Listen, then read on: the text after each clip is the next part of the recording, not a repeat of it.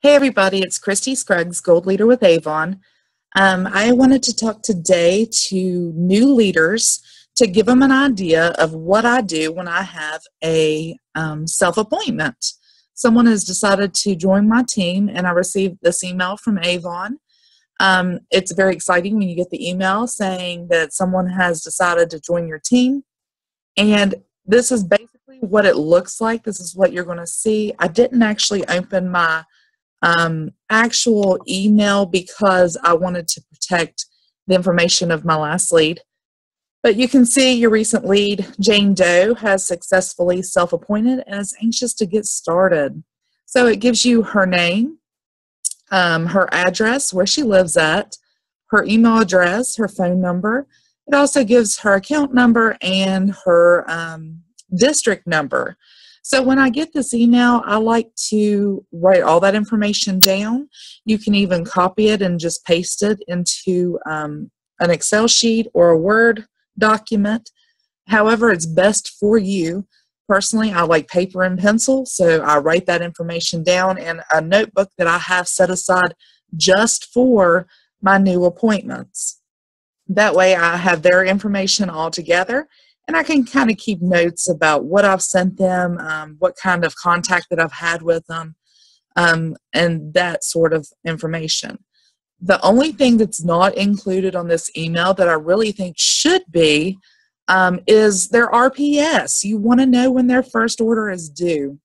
So what I do is I copied their zip code. And you can see she's from Beverly Hills, California. So her zip code's 90210. And I'll write that down.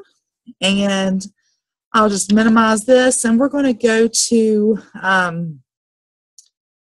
your dashboard. Okay, at this point, we're at youravon.com. Go ahead and log in like you normally would. Once you get logged in, go to Sales Leadership.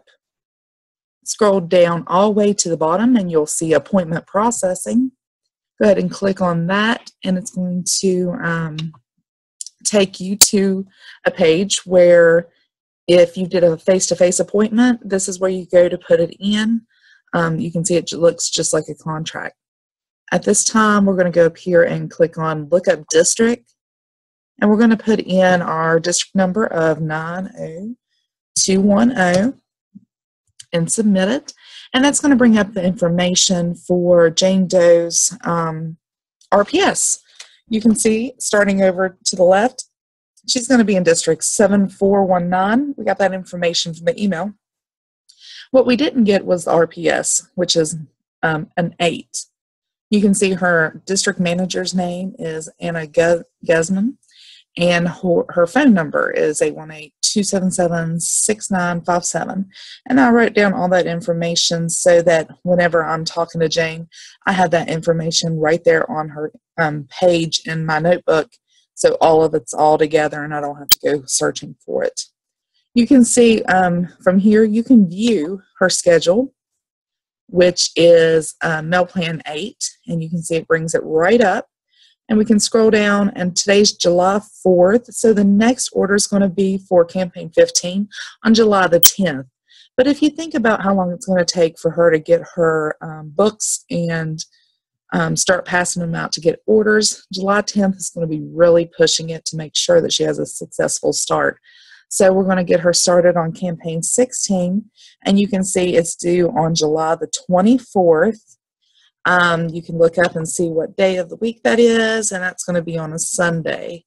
So we'll be able to tell her her first order is due on July 24th for Campaign 16.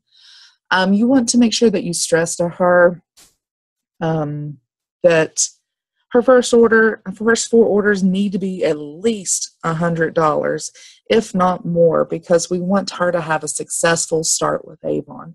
And that $100 first 4 is key to her success because she's going to get the 40% earnings. And we also want to stress to her that she makes sure she logs into your Avon and registers her account, and make sure she shares her web store address with everybody that she knows because she can get earnings from that as well. you want to make sure that she has a very successful start. Another thing I like to do is automatically I send an email out to let them know this is when your first orders are due. This is the information that you're going to need, and I give her all that information in one email, so it's all there together.